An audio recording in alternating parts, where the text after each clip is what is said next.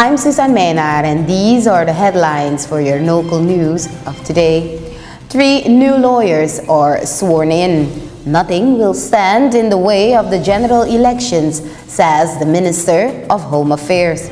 Police Force KPS informs public about safety. Regional Maritime Workshop concludes. It's Saturday, November 22nd, and your local news starts now. At a special session of the Court of Justice, the acting president of the court, Ivan Rasubaks, yesterday sworn in 3 new lawyers.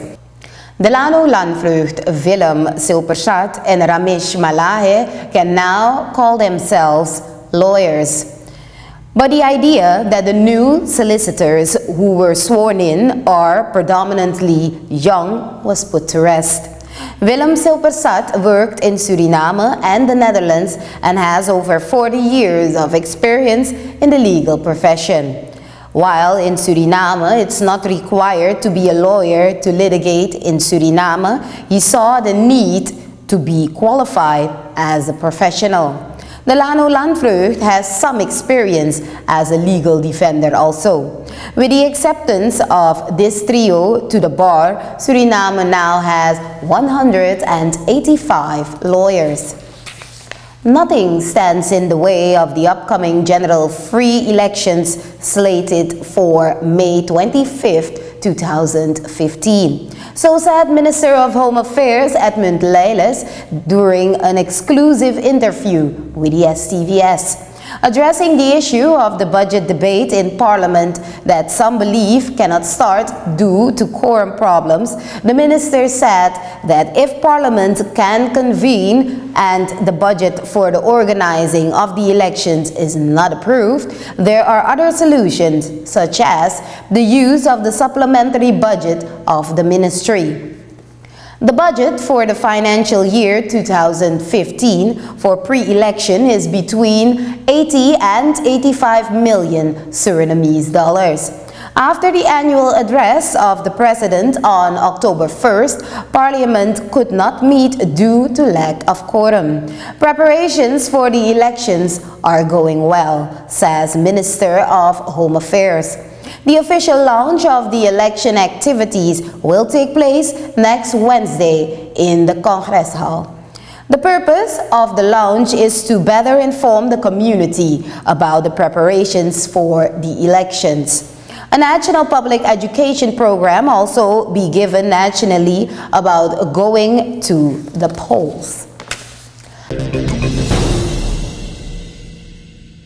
The Police Force of Suriname, KPS, informed the public yesterday about safety in Suriname. Police Chief Humphrey Chilipshi speaks of a stable situation and illustrates that according to recent statistics from the KPS, police reports show that no increase in crime has occurred.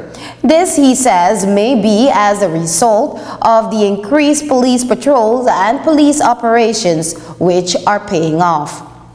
But the police chief remains realistic and says that more action from the police will continue to intensify, especially at the borders where police have reason enough to beef up control. The collection of penalty fees, increasing traffic operations, and the number of fatalities were some of the points the police chief talked about. He also talked about cases where police officers were suspended. Police Chief Chilipshi stressed that confidence in the police is a priority and that there are sanctions against police officials who don't follow the rules. Maritime officials from Guyana, Belize, and Suriname are now more prepared and tasked with information to motivate their respective agencies and governments to ratify national and international agreements and cooperate in the event of an oil spill.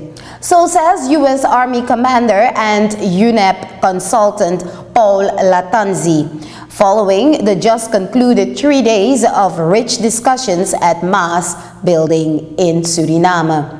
The delegates were part of interactive discussions that focused on subjects to prepare their respective nations in the case of any oil spills as more exploration happens, as well as from vessels using waterways passing through their territories carrying large amounts of oil.